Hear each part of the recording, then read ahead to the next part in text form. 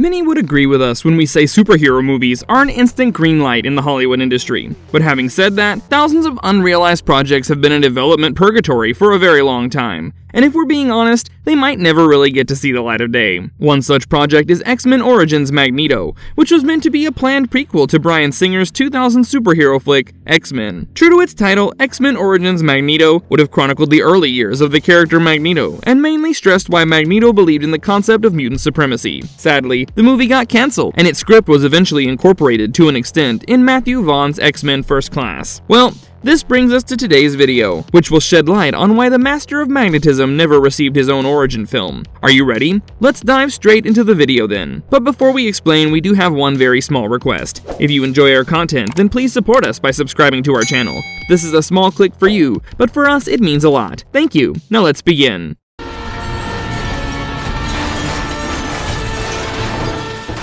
What led to the creation of a story for a Magneto prequel film? Well, way before Gavin Hood's X-Men Origins Wolverine hit the theaters, there was a particular project in the prospective prequel anthology series that was in development, which, no points for guessing, happened to be X-Men Origins Magneto. Believe us when we tell you that Magneto was all set to become the anti-hero in this prequel movie, and this all-powerful force to be reckoned with even had justified reasons for doing what he does. Because if we're being honest here, the character Magneto, since his very creation, has universally been considered one of the best comic book villains to have ever existed. Now, those of you who recall Singer's X-Men are bound to remember the movie's first scene that gave us fans a glimpse of the boy who would later become Magneto. Still, let's refresh your memories a bit, shall we? So we find ourselves in the year 1944 in Poland, where we get to see 14-year-old Erich Lenscher, one of the countless Jews the Nazis had persecuted during the Second World War, being weeded out from his parents. It's right in that moment that we find Erich frantically attempt to reach out to his parents. While doing so, he causes the metal gate separating him from them to bend towards him, thereby manifesting his mutant powers for the first time. Of course, he gets knocked out by the guards, but he does discover his fascinating ability to influence all kinds of metal. Well,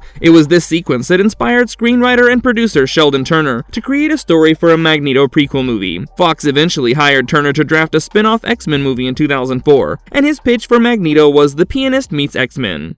What was the storyline of X-Men Origins Magneto? Turner described his project as The Pianist, but set in the X-Men universe. Or in other words, he wanted the movie to be mainly about a person who, after watching his family get butchered right in front of his eyes, has an awakening of his powers and fittingly seeks revenge. So, had the film been made, it would have given us a nice peek into Magneto's life, especially after the opening sequence of Singer's X-Men had shown him trying to survive in Auschwitz, and eventually resorting to his newfound powers to seek vengeance on his enemies by tormenting them. The flick would have also connected the events that led to the first meeting between Magneto and the character of Charles Xavier, or future Professor X to be more precise. Professor X's character would have been that of a soldier in the Allied forces, who would help liberate Magneto from the concentration camp. Doing this would connect how, in X-Men, Xavier disclosed how he met Magneto when he was 17. The film's timeline would have spanned from 1939 to 1955, and ended with Xavier and Magneto realizing that as much as they're alike in their special powers, their difference would eventually turn them into arch-enemies. What happened next? It was in May 2006 that celebrated actor Ian McKellen said that he would happily reprise his role as Magneto by resorting to the computer-generated facelift that was applied to him in the prologue scene of Brett Ratner's X-Men Last Stand. Also, producer Lauren Schuler Donner was quite particular about X-Men Origins Magneto in need of McKellen to anchor the story that would majorly take place in flashbacks. Next, with David S. Goyer attached to the project as the director in 2007, it was decided that actors in their 20s would be playing the characters, and McKellen firmly believed that he would be done with the project latest by July 2008.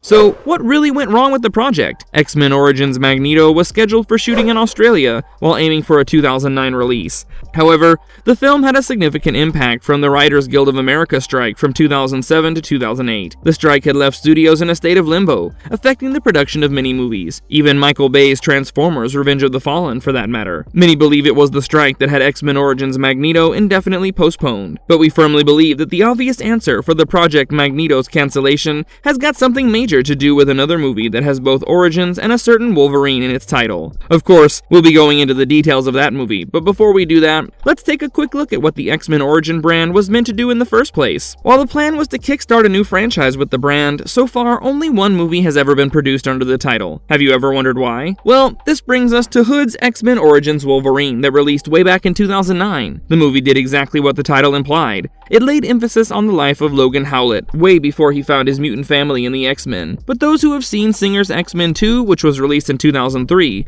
will agree with us that everything that we ever needed to know about Logan Howlett was already revealed in the sequel to X-Men, and that there was not really much left to explore in terms of the character's backstory in X-Men Origins Wolverine. Anyway, while X-Men Origins Wolverine went to the priority list in terms of production, X-Men Origins Magneto was sadly still in development, and it's fitting to state that McKellen's return for a solo origin never really came to fruition, and the movie was thrust into the deepest, darkest depths of development purgatory, where it would remain forever.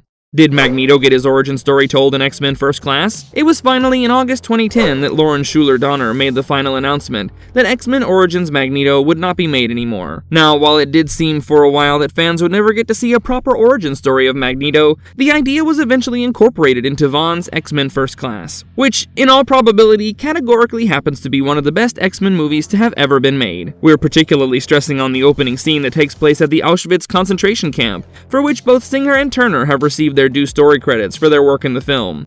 Marvelous verdict. So have you seen Vaughn's X-Men First Class? If you have, what do you think of the opening sequence, which featured Magneto's origin story to quite an extent? Do you fancy the opening scene of First Class more than the opening sequence of Singer's X-Men? We would love to know your honest opinion in the comments section below. Well, that's all for today, and with this, we finally come to the end of our video here. So what are your thoughts about X-Men Origins Magneto? What do you think went wrong? We promise to keep you posted with every new bit of information that we gather on the movie, but so far, the film looks like a dead end. Now, if you enjoyed this video, you know what to do. Please leave a thumbs up and stay tuned with us, as we promise to come back for more exciting content. Till then, goodbye and thanks for watching. Have a nice one!